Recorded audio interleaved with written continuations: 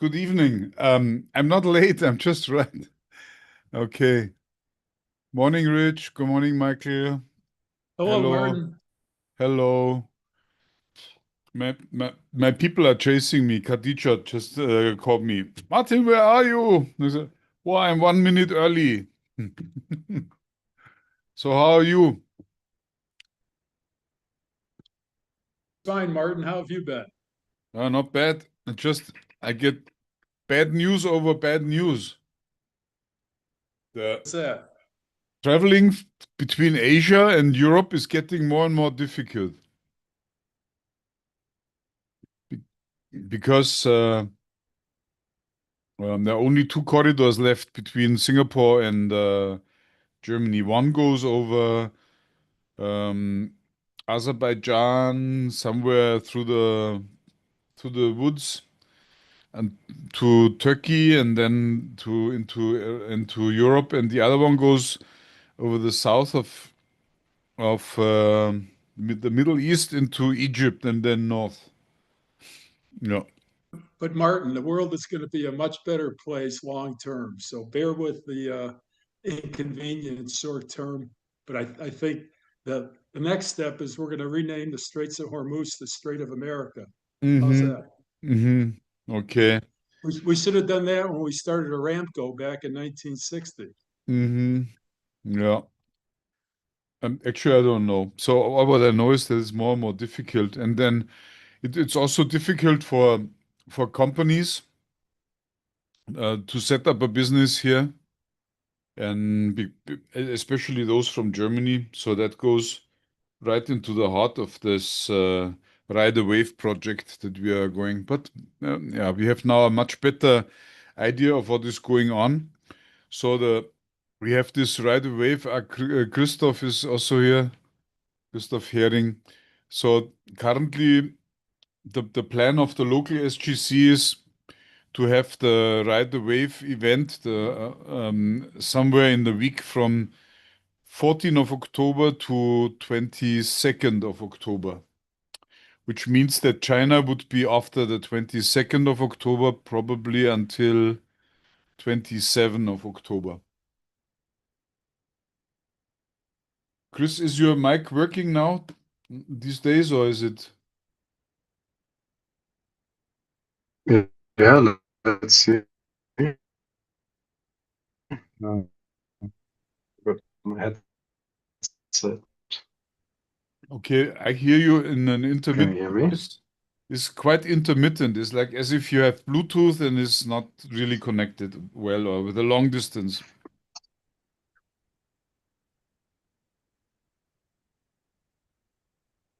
Okay, okay.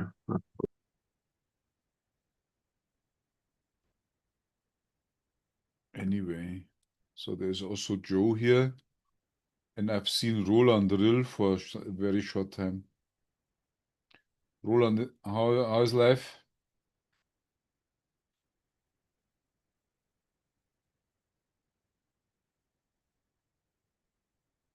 Anyway, so I could continue. Say again. Martin, I was going to say that I see someone new in the audience. Yeah. Hello, A Noah. young, Yes. a young man from, it looks like some island out in the South Pacific. Noor, where are you? Hello, what's up, guys? Yeah, I'm from Bangladesh. From where? Bangladesh. Oh, Bangladesh. Okay.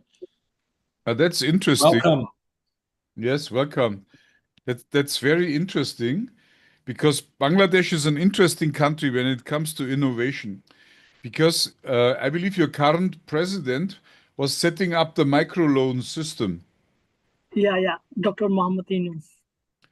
Yeah. And I don't know whether you are aware what microloan is, but it is something where the business model is similar to Credentilix. I've studied it when I set up the Credentilix system. Um, is the microloan system is that they formed groups of women. You can only qualify for microloan if you're a woman. and the loan would go to the group and not to individual. And then these women, they were they are doing some home business, things that you can do from home, sewing or making little household utensils or little chairs or so. And they were all exploited by the loan sharks in Bangladesh. And then this Jamal Yunus, he had the idea, why not giving them a small loan of $50 so that they can buy a sewing machine and then improve their life by cutting out the loan sharks from what they do, so they get a decent banking. And that turned out to be very successful. He helped millions of women. And these days they are converting that into other areas, like building solar panels for households so that they get off the grid electricity at places where there is no grid. And that is also financed by such microloan companies. And he installed that system, and he even got a Nobel Prize for that, installing that one. Correct? No, please tell us more. Tell us more if you know more about that. No, I don't have a lot idea about that, but I know a little bit Okay. because he also a student of my school. Okay. Yeah, interesting. I find it and what I find even more interesting is that this has taken place in Bangladesh. And this Mr. Jamal Yunus, he worked as a banker in the US, and he brought the knowledge from the banking industry to Bangladesh, which is his home country, after being years in the US as a banker. And I find that quite a powerful story. And I must say, when I read his book, at the same time, then I knew that I need to set up the Credentilix platform for financing innovation. And so that book, he has written a little book that really influenced my own life. Yeah, I must say. Say, Martin, if I may. So microloans I think, are a segment of a bigger picture. So you've heard of payday loans, title loans, even credit cards, Martin. When you think about why people like credit cards, is you buy now, pay later. And now there are people that have websites that are called pay later. So you can go into a retail, or you can go online, you can buy something, and you could pay for it in 6 months. It's almost like, putting things on hold at a retail store that goes back to 1950 at Sears. So, the idea of a short-term loan, you call it a micro loan, they could be limited to maybe €1,000 in 2 weeks, but the interest rates, just like payday loans and title loans on your car. When I grew up, you either own your car or you've got a bank loan on it. Now I could give my title to my car to some loan shark, and he'll basically own my car, and I have to buy it back at 22% interest rate. So how do you define a micro loan? Because it sounds like it's the size, the amount of money that you're borrowing, correct? Um, okay, I have never taken a micro loan myself, but what I know from reading the book is that those women, who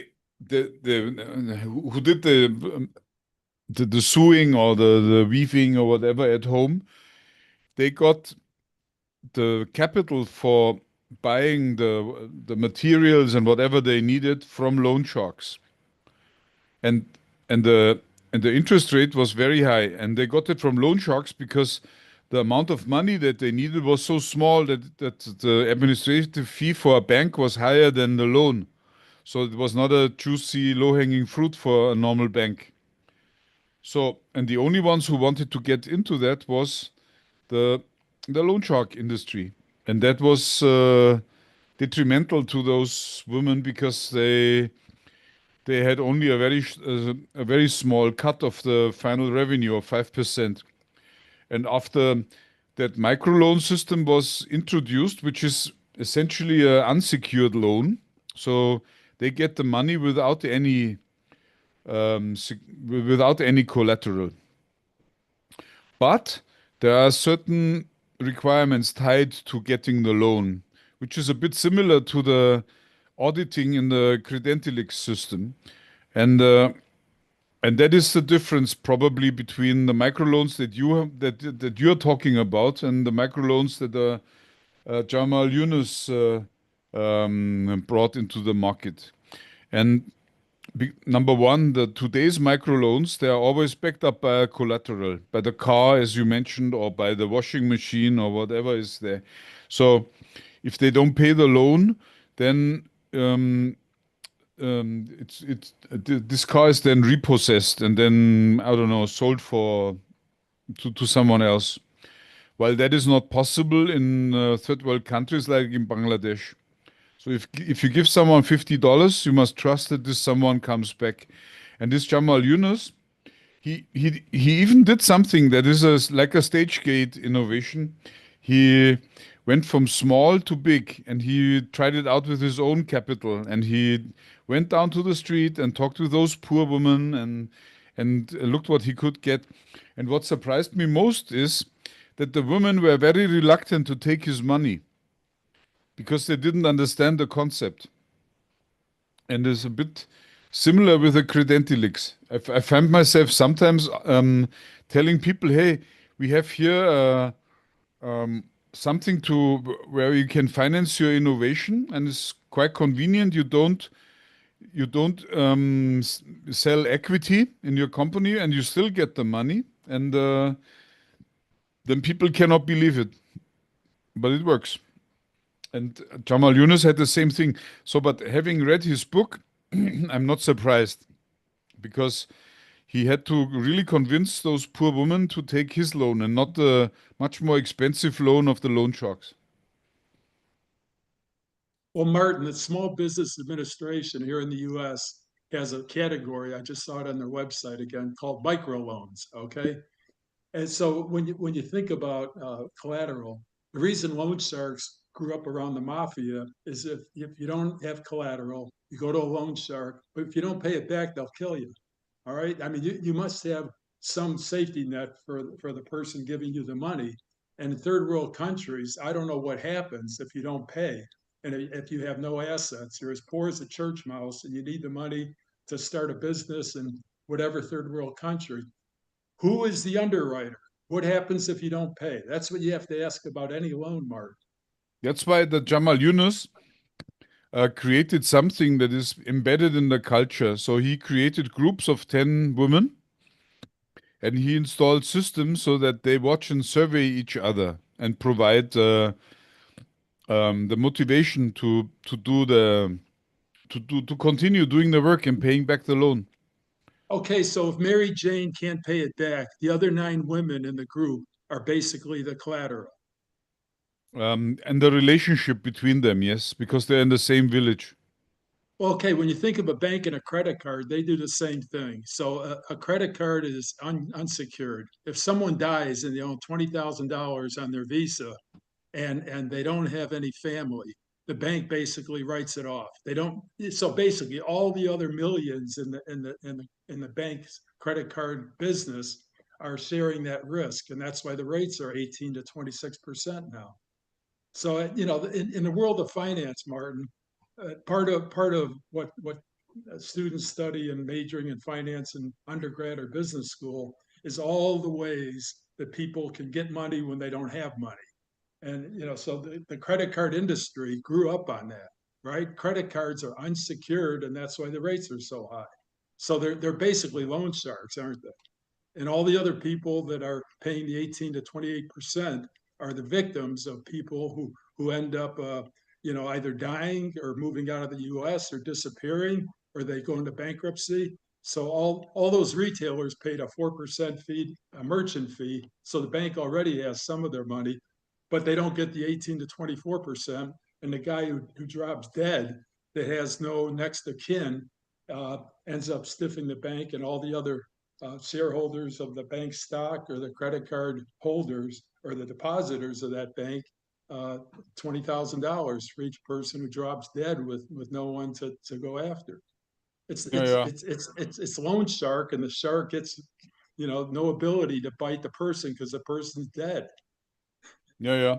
But I just tried to explain in my own simple words how the microloan system invented by Mr. Jamal Yunus is working, because Noor is from Bangladesh. So I thought that is quite a good way. And the book that Mr. Jamal Yunus wrote has influenced me when I created the Credentilix platform. And yeah, and it also gives me some courage, or gave me courage to try it out, because I know that it's an uphill battle. It's not easy, not downhill.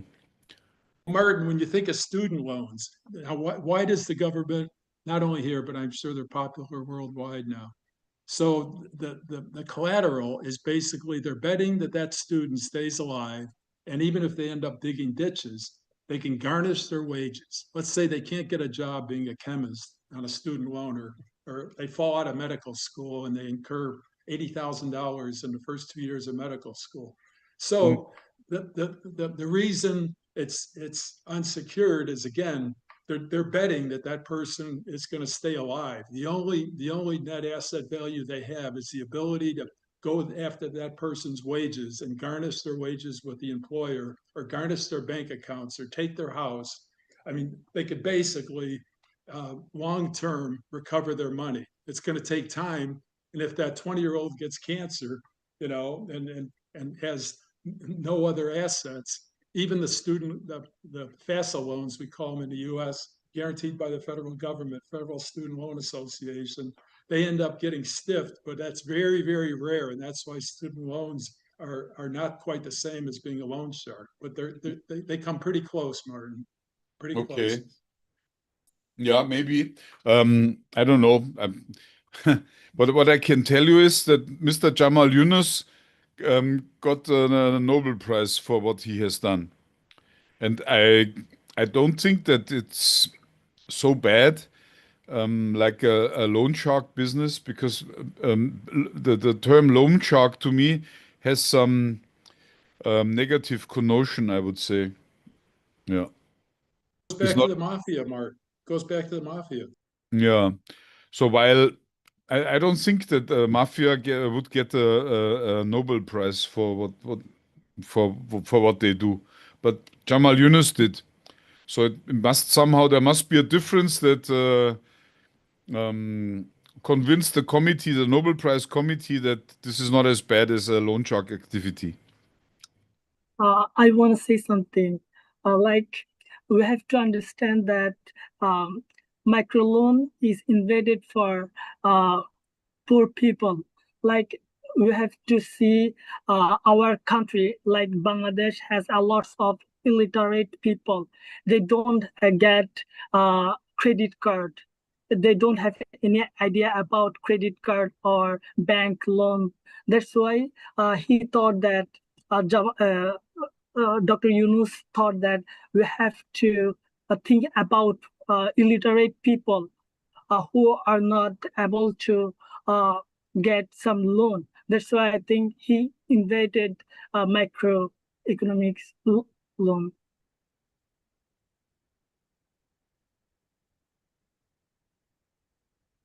Michael, on you are very interested, seemingly, into this. Well, I would like to read up a lot more about it. I want to thank Noor and thank you, Martin, it's a very interesting topic. I mean, basically, anyone who needs money has to have a way to get it, okay? And if they have no assets, they're poor, they're illiterate, they go to their government and they get a handout in the United States, of course. There are all kinds of charities that help these people. Go ahead, Rich. Hey, Martin, isn't there another microloan system that was in Africa? I have no idea. The only reason why I bring this up is that Noor said that he's from Bangladesh. And when I hear Bangladesh, I think Dr. Jamal Yunus, because I read his book. It's really, you can read it in 1 hour. There's a version that's very easy to read. And it's also interesting because he writes about the history of Bangladesh. Most people don't know that Bangladesh was a part of Pakistan with India in between. And so the Bangladesh people are all Muslims, or most of them are Muslims, and so I find it a very interesting book that is a must read because it's so short. You can probably even download the PDF for free. So if you want to seriously, if you want to know something about innovation in financing, then this is a must read. And I don't know what, maybe even apply the principle in Africa, Rich.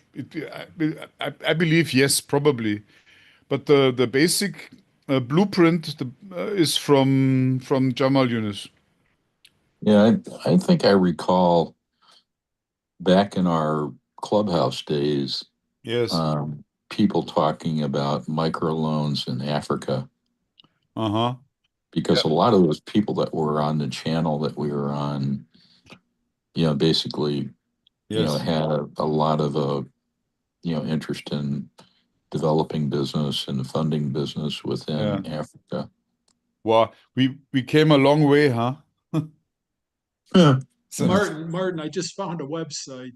Okay, Economic Opportunity by Janus. So the website is eojanus, JANNUS.org. And there are many that are basically talking about economic opportunity for individuals and economic opportunity for countries. So of course, financing for these people, especially if they're entrepreneurial and they want to start a small machine shop in Bangladesh or whatever, they can be very, very promising for people that have a set of talents to turn into a business. Yeah. And now since I started the Credentilix, I also get lots of, not lots is I don't market it yet, but I get some insight. So I have here an inquiry from a Christian businessman circle from Togo in Africa. And one of them is making organic chocolate with the local chocolate beans. And they all say that this chocolate is so very different from the chocolate that you know in the market that they want to promote him. And now I thought, can this be financed with Credentilix? And the answer is yes. So I told them, okay, it's a bit small, right? Because they would prepare one container of this chocolate and ship it to Germany because this is where they have connections.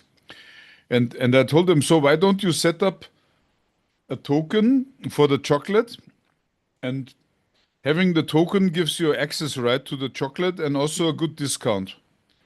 And then you start selling the token in Germany. And then I heard nothing for 4 weeks. And then I kind of, what's the problem? And I said, he's now scared. If this is a success, then he says he cannot produce more than 1 container per year. That's all what he can do. And then he's so scared that he starts his project and it would be a success that he would then run into the limitation of his production facility. And yeah, I don't know what to say for that. Martin, quick question for you. Yes. So I just found Janus, JANNUS, but in Bangladesh, there's another economic microloan, and he's got the Nobel Prize. So the correct spelling here is YUNUS. Forgive me, I got the wrong guy a moment ago. So it is Yunus, YUNUS. Is that the right guy? Yeah, if his first name is Jamal, which is JAMRAL, then probably is the right one. Well, no, this guy's first name is Mohammed. Yeah, Dr. Muhammad Yunus. Yeah, so Martin, you've got the wrong Yunus, or maybe that's his brother. No, maybe I confuse him because Jamal is a common name for Muslims. Okay, well, Dr. Mohammed Yunus, and Noor, you're right. It says creating a legacy of social change in Bangladesh. So I've been surfing the web here to try and find the right Yunus. Yeah, thank you for telling me, Michael. I'm so happy. Thank you. Well, the Janus, JANNUS, has his own website, economicopportunityjanus.org. Muhammad Yunus. I learned something. Okay. Yeah, but it's the one with the Nobel Prize, and he's now, I believe, president of the country, if not, if I'm right. Yeah, the one website says Nobel Prize and his first name is Mohammed. Can you please forgive my mistake one more time? Well, it's not a mistake, Martin. Apparently, that this is very popular, and every website there could be 100 more once we get off the phone here. I'll surf around. It's almost like how many Amazons are there? You know? Okay. Yeah, anyway. Yeah, so yeah, that and funny that this comes up because this is that gave me the energy and the idea to pursue this more. So I believe that it works. Yeah. We are still setting up the first token for the Cobra cargo Cobra, this autonomous robot in Credentilix, and we are in the yeah is part of the number one, the freedom to operate, because if you set up the wrong token in Singapore, you may end up in jail because they have strict limitations. You cannot sell tokens that give you some equity in the company. So you need to design around. And you, yeah, first I didn't believe that when you don't give equity that it will still work. But the truth is it works because there are people who are not really interested in equity because the equity can also come with an obligation. And for them, the promise to get a share of the profit is more than enough because they invest so little that they say, if I need a lawyer to get my profit back, then this is already over the top because hiring the lawyer would be more expensive than what I invest here now. So they are rather believing in good curated projects where they could invest and small amounts of money. And so I can see that this flies. And even larger companies are willing to invest larger sums of money because once they have the tokens, the companies can give them access to data rooms. And the data rooms, they're having several data rooms, and there are data rooms with less detailed information and data rooms with more detailed information. And those with more tokens can access also more information. So that's another. I So, have a new US based variation of how that would be done. It okay. might be more of just to do the accounting mechanism for saying, hey, this is a research and development tax credit compliable. Okay. And just the fact that you can document those compliabilities makes them worth money because it'll almost dollar for dollar. Yeah, but Joe, as we can all hear from your language, you're a US American, and in investment, you need a separate entity for the US. Otherwise, you really get into trouble when you. Yeah, go ahead. Well, that's why I don't think the tokens are even part of the equity or part of the company at all. I'm just saying if they can be used to do some validation that Okay. something is compliant, it will have value in that alone. Yes, but Martin, there's an important adjective. Why are they called non-fungible? They're called NFTs, and they're especially important in the blockchain idea. So one reason the US is so difficult, that the adjective, the prefix non-fungible, basically AKA, that means they're worthless. There's no underlying value. So that's why I think all of blockchain and NFTs and crypto is a Ponzi pyramid scheme, and the US government clamped down on it 30 years ago. yeah, but it's not about that aspect here. The blockchain is a database technology, and you can use it for such Ponzi schemes, and you can also use it for easier handling.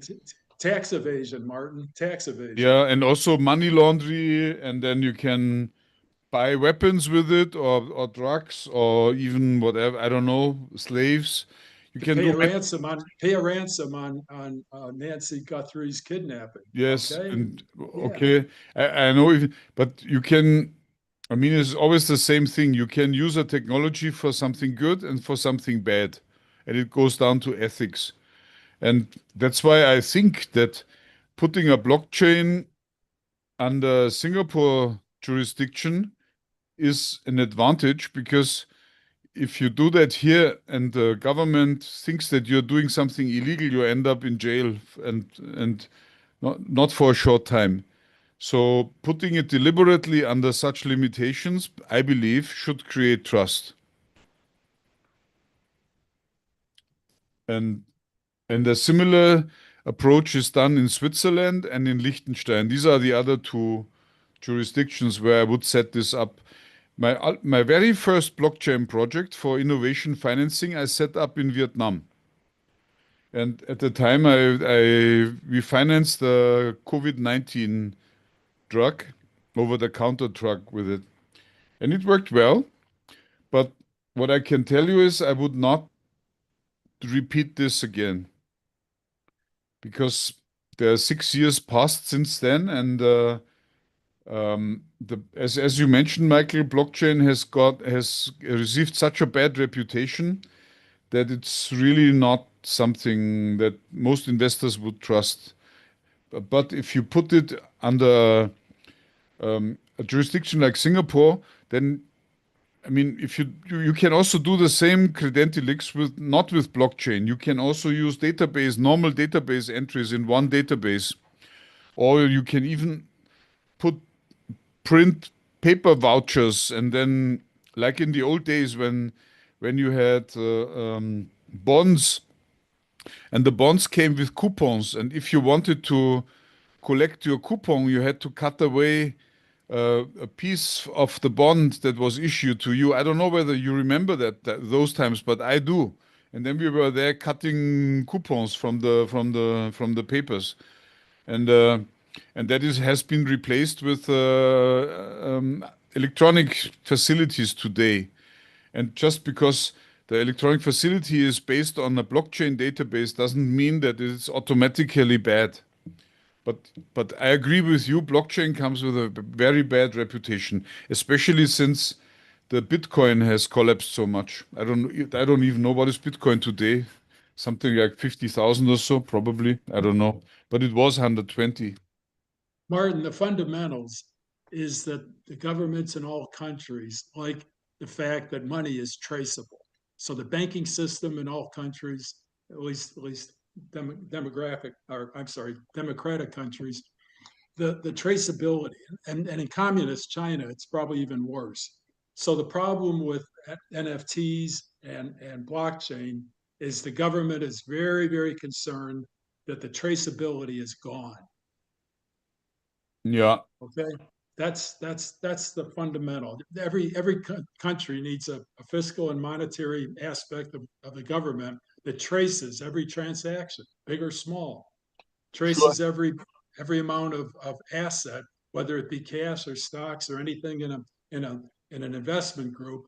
That's all traceable by the government, and that's true, I think, worldwide, No, at least in the free world. but what I can tell you is that people who buy a Credentialix token, they want traceability, because at one point in time they want to exchange the token against a service, a discount or whatever. It doesn't come with an intrinsic value. There's an expiry to each token, expiry date. So I don't think that this is comparable at all.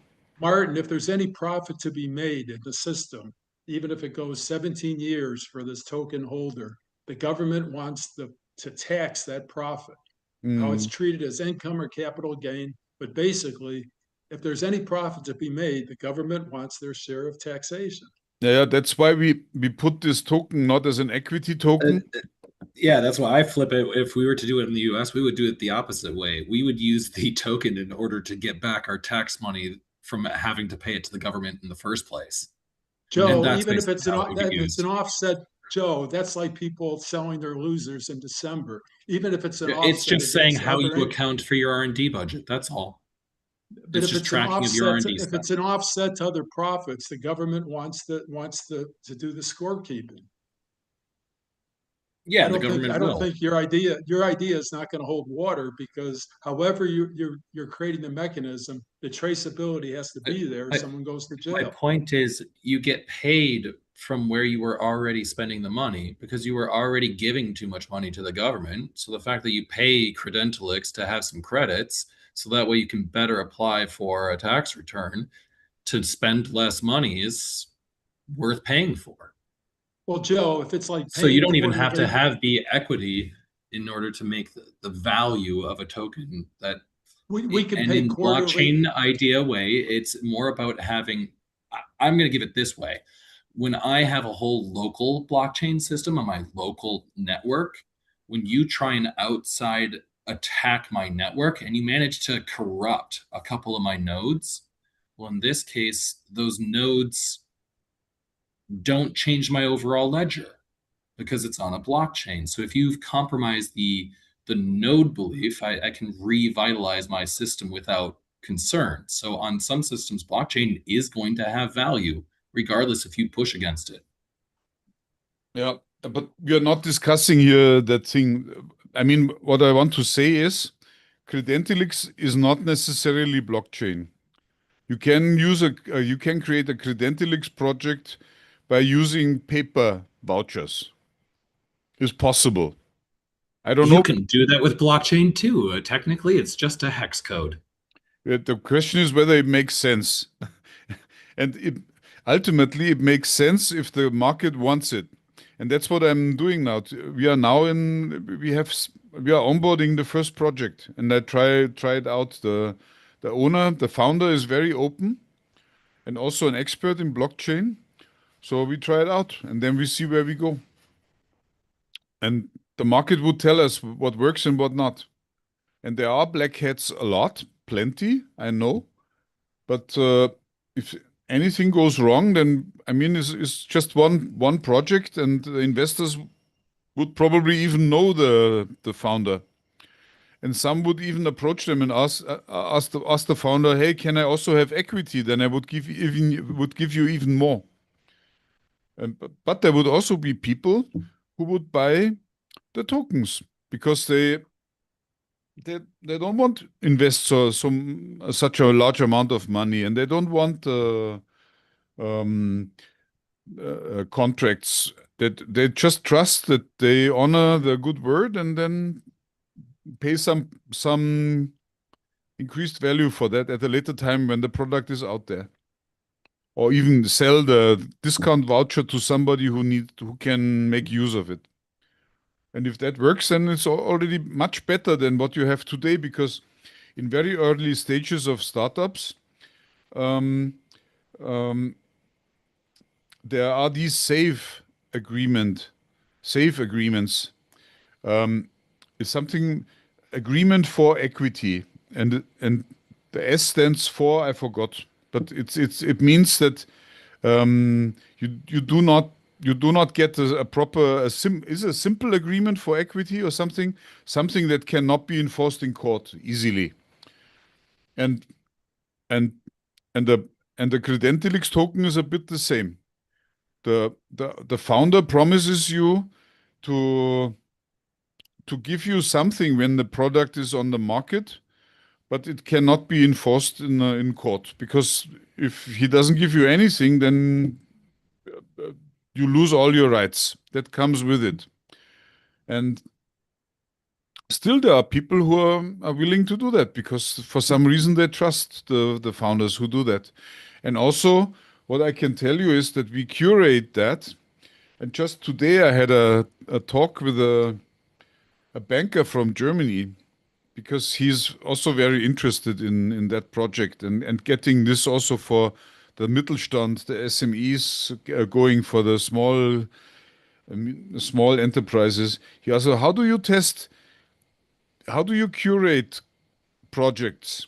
And I told him, number one, you must have a business plan. If you don't have a business plan, you cannot get money. the business plan must come in stages. So you can change the stages at a later time, no problem. But initially there must be something that is convincing, because there is a project surveyor, an expert. When I talk into the round, and Rich, I believe you would qualify for such a job. So I believe we should sign you up as an innovation partner, and that is a senior person who would accompany the founder along the way, and at the stages, at the stage gates, would put some documentation together that goes into the data rooms, and that documentation is hopefully convincing, right? That those who already have tokens buy more, and then those who do not have access to that information would follow those people. That's one of the mechanisms, and that is also different from investing directly into a startup, because a startup doesn't have a traction yet normally. But with a token, you can create traction at a very early time, and based on more than just what the founder says, but based on what you can measure and what the a project surveyor would document.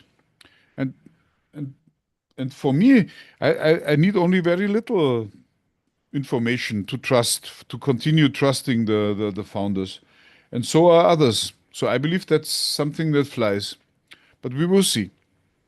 Say, Martin, you're a moment ago you used an interesting term that I've heard before: agreement for equity. So when stock options were invented, you could basically tell the government, "Oh, there's no equity here. It's an option to buy a share of stock, so it can lose its shirt or it can make money, and I'll come back to you if it makes money." So there are many agreements for equity, and they're not all Bitcoin or blockchain. So the one that pops up in my head is when stock options were created, Martin. Yeah, It's the same thing. There's no underlying value. It's like playing a casino game on a blackjack table. yeah. I mean, as said before, you can probably do good things and bad things with the same object, probably. And the question is does it work? And the key is curation. If you do not sort out the good people from the bad ones, then it will not work. So the Credentilix leverages heavily on the curation and on the innovation management. That is also why I believe you cannot easily copy it. Martin, these tokens, imagine if the rules allowed a person that has winnings in Las Vegas to leave the casino with all the red chips and go down the street to a jewelry store and buy diamonds with it. The government will not allow that non-fungible poker chip to become currency. So, I don't want to badmouth crypto, because I'm sure there's mountains of lawyers worldwide that know how to get around this. But fundamentally, the one that comes to mind, again, not just stock options, but any token, whether or not it's a roll of tokens to ride public transit or roll of tokens or poker chips in Las Vegas, you cannot assume that has economic value as a currency, because it's non-fungible. Non-fungible means it's worthless, except to bet more in that casino. Or cash it in and make sure that they know your ID, your social security number, to report it to the IRS if you cash in chips and make a lot of money on a good night in a casino. Yeah, but again, we have here a freedom to operate from the government of Singapore, and there's a legislation. If you Google blockchain Singapore regulation, you would find a few very bad cases where people went to jail. And this, I'm on your website, Martin, and you've got a nice picture there. You're a little bit younger, and you've got Deutsche Singapore Industry Bank, Chamber of Commerce. So it looks like you're well credentialed in Credentilix, but you've also got the term SGC blockchain meets 4x4. So, if the government in Singapore or governments anywhere see your homepage with your face on it and blockchain, you're gonna be on the radar for a while. yeah, and I hope so, because we do it legally. That's the difference between those who who get banned, and us. We fly officially in Singapore with blockchain technology. And we have done our FTO and we have a license for doing so. That's good, Martin. That's very good. Yes. So and that's the difference. And and there are hundreds in Singapore that got banned. See? It says if you go blockchain Singapore banned, and then you would find Singapore tightened crypto licensing rules, and then MAS clarifies regulatory regime for digital token services. Yeah, and so on and so on and so on. And then you would see also a few cases. Singapore's crypto crackdown on unlicensed exchanges. Right? So and things like that. You find it, and we are licensed. So simple. And if that works in Singapore, I believe that should create trust. Yeah. And of course, yeah. So that's where coming from. Anyway, that was not the only one. I just wanted to update you also on the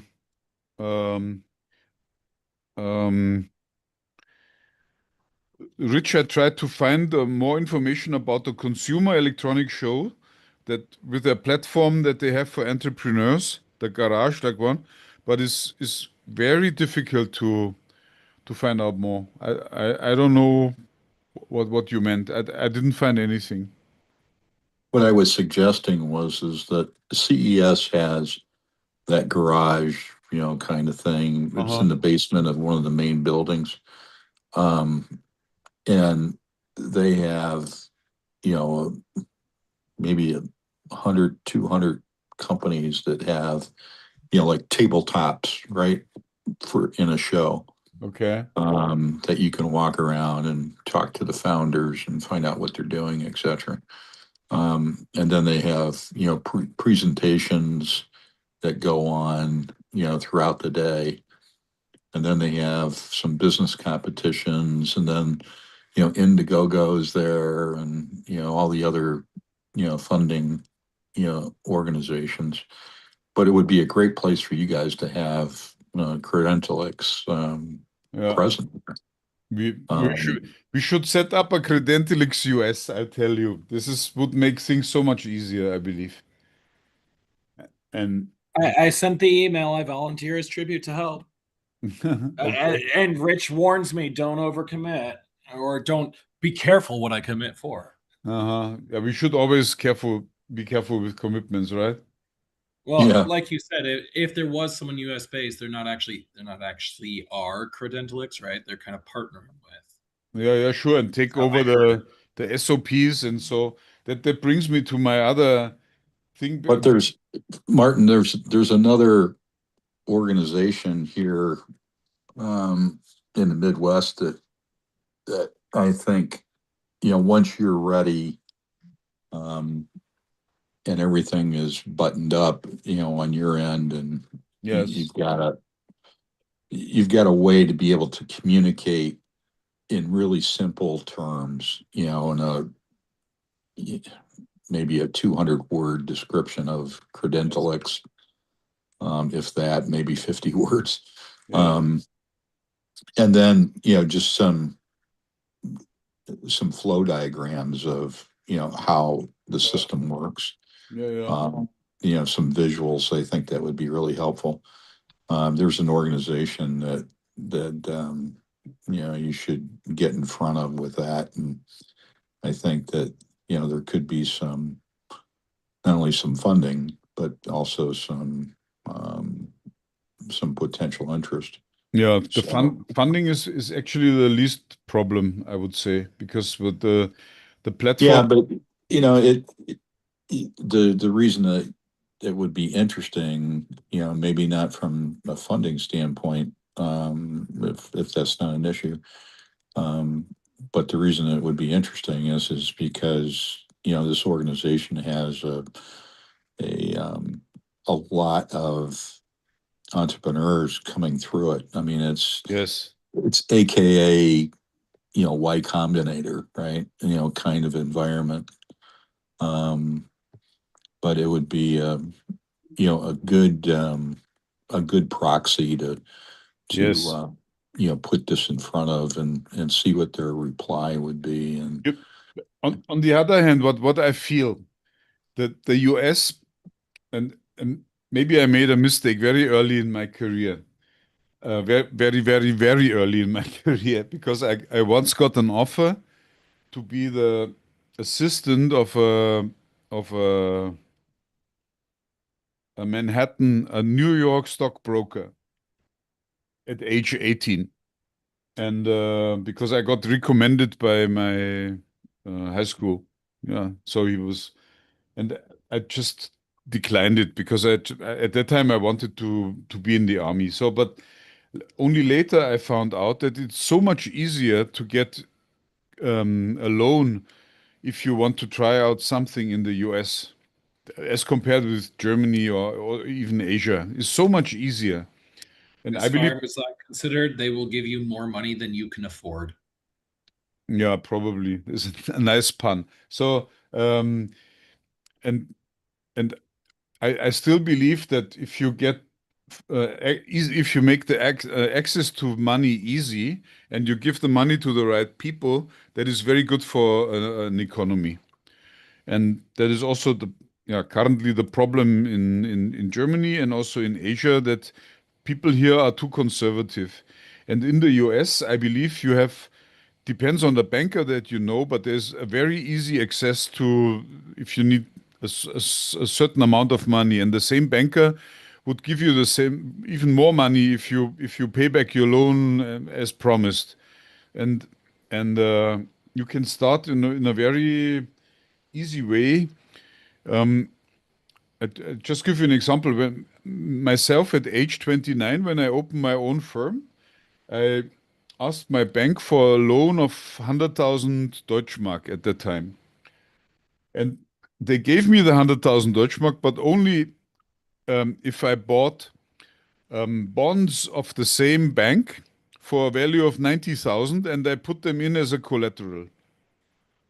And I found that quite ridiculous because I was left with 10,000, a loan of $10,000 or no, Deutschmark, and you couldn't do much with that money. And I had to move 100,000 and take the risk for the whole 100,000 and even put part of my money back into bonds of the same bank.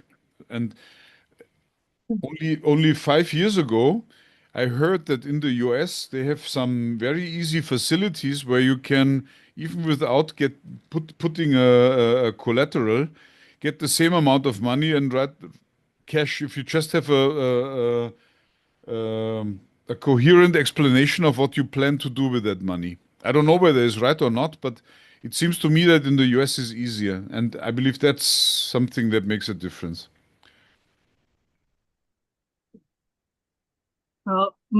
Martin, can I say something? I don't know. You try. Yeah. My age is 19 years. I wanna be an entrepreneur. That's why I'm very fascinated about technology like AI, quantum computing. So next year uh, I wanna build a startup like automated agency. So I need some advice from all of you. So what should I do uh, for as a entrepreneur? I would say you get an idea together and then you apply Credentialix. Describe it and apply there, and then wait for the answer, and that would get you most. Then we have another thing. You can. is that, Martin, is that outlined on the website how to do all Yes, that? it's all there. Okay. I found out the best is to use the URL of the FAQs and put the URL into an AI, into an AI system like Claude or ChatGPT, and then Yeah. ask, can you read the FAQ from Credentialix? And then it says, yes, I can read, and then you can ask questions because the FAQ side is page is very long, and then you can look how that works. I should even put a manual on how to do that on the website. Maybe I do that one day. Yeah, and then and also we have a course which is still in the making, but I'm getting close to the finalizing it at the Technical University of Munich in the Asia campus. It's called TUM Asia, and there will be an innovation course. And yeah, maybe we have 6 minutes. I explain to you. Christoph is on the waiting list for a long time already, but the problem is I didn't think that it was mature enough, but now I know what to do. So the course comes with two different is a circular lecture, but Yeah. that comes with some practice lessons. It's all online, and it comes with two parts. The first part is strategy. The second part is tactics. And Yeah. and in both parts we talk about product development and market development. And finally, when you do both, which is diversification, and we talk about incremental innovation, non-incremental innovation, and yeah, and also about business development. So these are the directions, and we give you examples of how innovation can work, non-incremental one. You can also, on the Credentialix website, there would be very soon an entrepreneur test where you can check out your own personality, whether you are really cut out to be an entrepreneur or whether you are rather an inventor. You could also go to my website, iplawyertools.com, and download the free book 4x4 Innovation Strategy. It's free. It's a PDF. You'd pay nothing. And then you can read about one very bad example of how to destroy your own life by inventing. And there's also one example of someone who was very successful.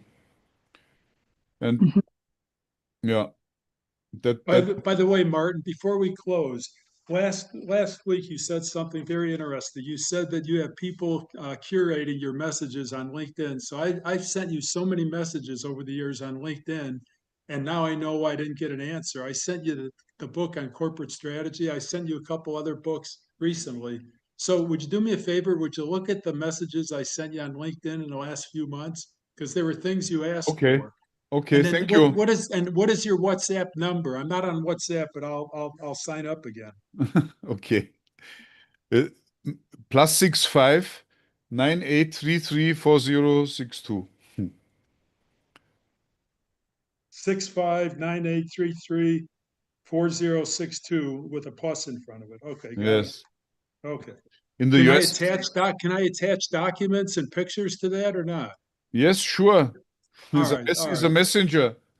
Well, I got off WhatsApp years ago because of all the fake women from China wanting to find husbands in the United States. So, Ah, okay. Lucky you. no, I Now they're think all- that probably happened to Rich and Joe and everybody. Oh, If you're on the- WhatsApp, the- it's like Clubhouse. It's like Yeah, Clubhouse. now they're all working for the CCP, setting up information networks on your Yeah, there's profile. Rich, we talked about that. There's millions of spies that are using WhatsApp to Uh-huh. dig into inside information. I think they're all from Nigeria and they want your money. Yeah, I'm from Ghana. They could be from Russia or North Korea, Martin. We don't know. It's a crazy Wild West out there. I don't think North Korea, I don't think that they have WhatsApp there. So, but anyway. Yeah. So, yeah. So, Nor, I would say you start there. What I also recommend is that you enroll yourself in a in a university that gives you distance learning. There are good US universities like Harvard. They have all the courses for free. And you can also enroll the free courses in the MIT in Boston. And I would recommend both. You don't need to pay money you don't even need to pay $1 single for studying there. And you can all do remotely from Bangladesh without going there. And they would even give you a certificate probably, or even you can, if you are good there, then I believe you would also qualify for some I don't know what is it called. I only know the French word is Bourse or Stipendium in German. Some student, there's some help. If you're a smart guy, then those Yeah. universities would let you study for free. Especially Yeah. the They Ivy give, League. scholarship. Yeah. Don't pay money for studying. There's in the age of internet, this is no longer needed. Mhm. Yeah. Thanks for that. Yes. Yeah. If anybody But else, but how can I access that free course like MIT's and Harvard gives us? but How can I access that? that's the first hurdle, whether you qualify. You find out yourself. Mhm. Nor they're all on YouTube. You won't get a degree from MIT or Harvard, but most of the courses I know for sure at MIT, Yeah. they're free courseware. Free courseware. They're all on YouTube. That's the best way. So, there's a guy named Walter Lewin for physics at MIT, and he's very entertaining. Walter Lewin, Lewin. If you want to take physics at MIT, he's the guy.